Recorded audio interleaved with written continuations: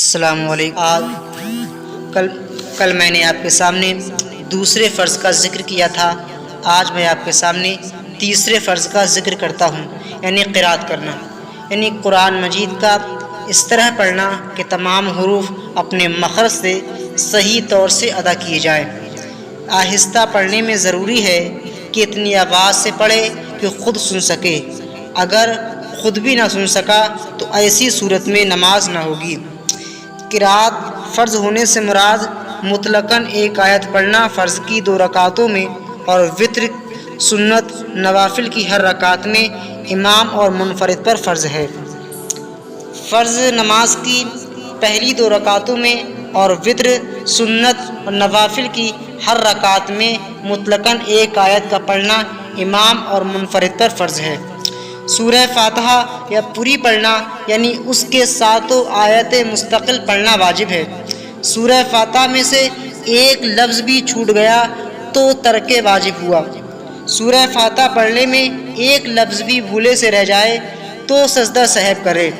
الحمد کے ساتھ سورت ملانا واجب ہے، یعنی ایک چھوٹی سورت یا 3 چھوٹی آیتیں یا ایک بڑی آیت 3 چھوٹی آیتوں کے برابر ہو۔ وتر سنت اور نفل کی ہر رکعت میں الحمد کے ساتھ سورت ملانا واجب ہے۔ فرض کی پہلی 2 رکعتوں میں الحمد کے ساتھ سورت ملانا واجب ہے۔ الحمد کو سورت سے پہلے پڑھنا واجب ہے۔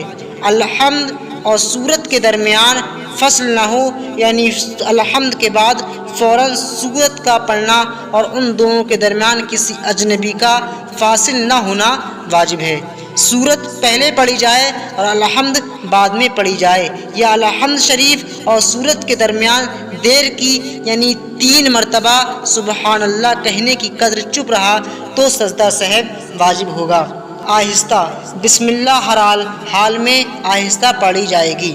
کسی سورت کو اول سے شروع کرے تو سورہ فاتحہ کے بعد بھی سورت پڑھتے وقت بسم اللہ پڑھنا مستحسن ہے۔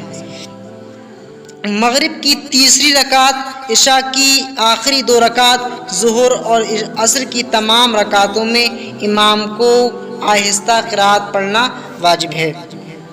اس طرح پڑھنا کہ فقط 1-2 آدمی جو امام کے قریب ہیں وہی جہر نہیں بلکہ آہستہ ہے۔ اس طرح پڑھنا کہ فقط 1-2 آدمی جو امام کے قریب ہیں وہی سن سکے۔ قدر بلند آواز سے پڑھنا کہ اپنوں یا دوسروں کے لیے باعث تکلیف و مکروہ ہے۔ نماز میں آمین بلند آواز سے کہنا مکروہ اور خلاف سنت ہے۔ رات میں جماعت سے نفل پڑھنے والے امام پر بلند آواز سے قرات پڑھنے میں آہستہ پڑھنا واجب ہے، اور رات کے نوافل اگر تنہا پڑھتا ہے تو اختیار ہے، چاہے بلند آواز سے پڑھے چاہے دھیرے آواز سے پڑھے۔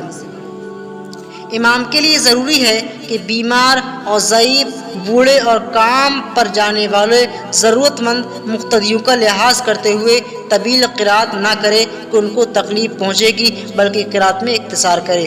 بہتر یہ ہے سنن اور نوافل کی 2 رکعتوں میں برابر کی صورت پڑھے۔ فرض نماز میں آرام سے قرات کرنا چاہیے۔ تراویح میں درمیانی انداز میں اور نوافل میں جلد پڑھنے کی اجازت ہے، لیکن آج کل رمضان میں اکثر حفاظ تراویح میں قرآن مجید اس طرح جلدی پڑھتے ہیں کہ مد کا ادا ہونا تو بڑی بات، یعلمون تعلمون کے سوا کسی لفظ کی قرآن مجید الٹا پڑھنا، یعنی پہلی رکعت میں بعد والی صورت پڑھنا اور دوسری رکعت میں اس کے اوپر والی صورت پڑھنا، یہ گناہ ہے۔ الٹا قرآن شریف پڑھنے کے لیے سخت وعید آئی ہے۔ حضرت عبداللہ بن مسعود رضی اللہ تعالیٰ عنہ فرماتے ہیں، جو قرآن الٹا کر کے پڑھتا ہے وہ کیا خوف نہیں کرتا کہ اللہ اس کا دل اگر بھول کر خلاف ترتیب الٹا پڑا تو گناہ نہ ہوا اور نہ سجدہ سہو ہے۔ نوافل کی دونوں رکعتوں میں ایک ہی صورت کو بار بار پڑھنا یا ایک رکعت میں اسی طرح صورت کو بار بار پڑھنا بلا کراہت جائز ہے۔ دونوں رکعتوں میں ایک ہی صورت کی تکرار کرنا مکروہ تنزیہی ہے جبکہ کوئی مجبوری نہ ہو۔ سورہ فاتحہ کے بعد سورت سوچنے میں اتنی دیر لگائی کہ 3 مرتبہ سبحان اللہ کہہ لیا جائے تو قرات میں تاخیر ہونے کی وجہ سے ترک واجب ہوا، لہذا سجدہ سہو قرات ختم ہوتے ہی متصلاً رکوع کرنا واجب ہے۔